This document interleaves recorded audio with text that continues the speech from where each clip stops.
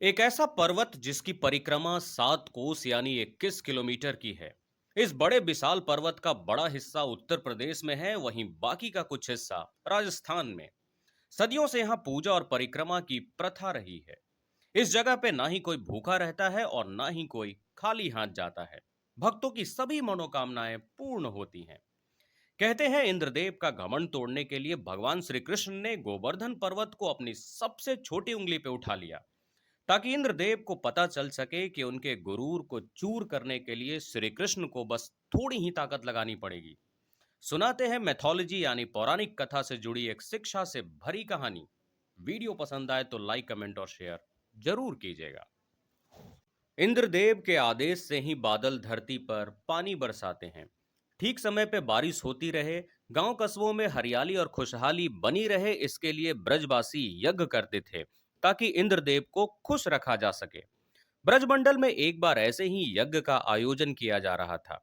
इतनी बड़ी तैयारी और लोगों की बड़ी भीड़ देखकर बालक श्री कृष्ण ने पिता नंद से पूछा, यह सब क्या हो रहा है, क्यों हो रहा है।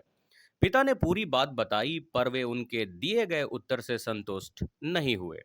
उन्होंने सबसे कहा कि पानी बरसाना तो बादलों का कर्तव्य है और आदेश देना इंद्रदेव का। ऐसे में उन्हें प्रसन्न करना तो कर्तव्य पालन के लिए रिश्वत देने जैसी बात है। अगर पूजा करनी ही है तो गोवर्धन पर्वत की करें, जो हमें निस्वार्थ भाव से जड़ी बूटी और गाय बछड़ों के लिए ढेर सारा चारा देता है। सभी ने बालक कृष्ण को समझाया कि ऐसे तो इंद्रदेव काफी क्रोधित हो जाएंगे और ब्रजमंडल पे बड़ा संकट भी आ सकता है। आखिरकार मथुरा, गोकुल, वृंदावन के लोग श्री कृष्ण के कहने पर इंद्रदेव की पूजा छोड़ गोवर्धन पर्वत की पूजा करने लगे। नगरवासियों के इस व्यवहार से इंद्रदेव का गुस्सा बढ़ने लगा।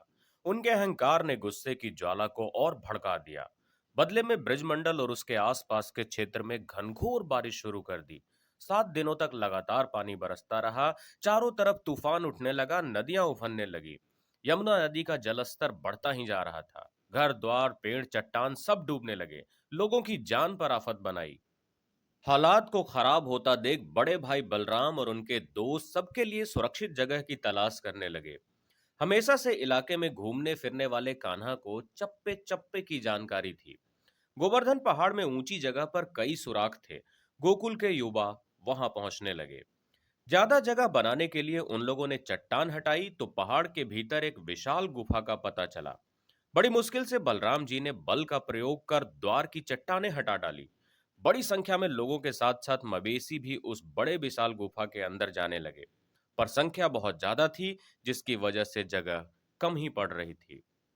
अचानक से लोगों को आभास हुआ कि विशाल पहाड़ जमीन से धीरे धीरे ऊपर उठ रहा है। पहले से ही घबराए लोगों की घबराहट और बढ़ने लगी। किसी ने देखा कि भगवान श्री कृष्ण ने ही अपनी कनिष्ठा यानी छोटी उंगली पे पूरा गोवर्धन पहाड़ उठा लिया है। मूसलाधार बारिश से बचने के लिए सभी लोग पहाड़ के नीचे आकर सुरक्षित महसूस करने लगे। इंद्रदेव को भगवान के इस विराट स्वरूप को देख अपनी गलती का एहसास हुआ और अहंकार का विनाश भी।